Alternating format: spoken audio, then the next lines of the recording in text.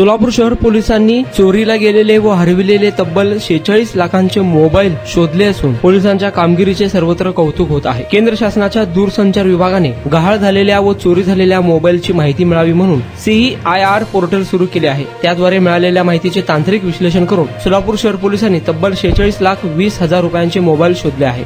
CEIR पोर्टलद्वारे व तांत्रिक विश्लेषण करून सोलापूर शहर पोलिसांनी त्यांच्या हद्दीतून गहाळ झालेले व चोरीला गेलेल्या मोबाईलची माहिती मिळवली।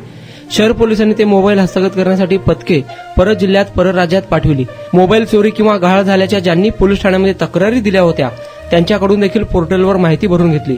त्यासाठी तक्रारदारांना CEIR.gov.in या संकेतस्थळावर माहिती भरण्याचे आवाहन पोलिसांनी केले होते। ज्यांचे मोबाईल गहाळ किंवा चोरी झाले आहेत त्यांनाही या संकेतस्थळावर मोबाईल संबंधी माहिती भरण्याचे आवाहन पोलिसांनी केले आहे। दरम्यान शहर पोलिसांनी तपासांती 231 मोबाईल हस्तगत केले आहे।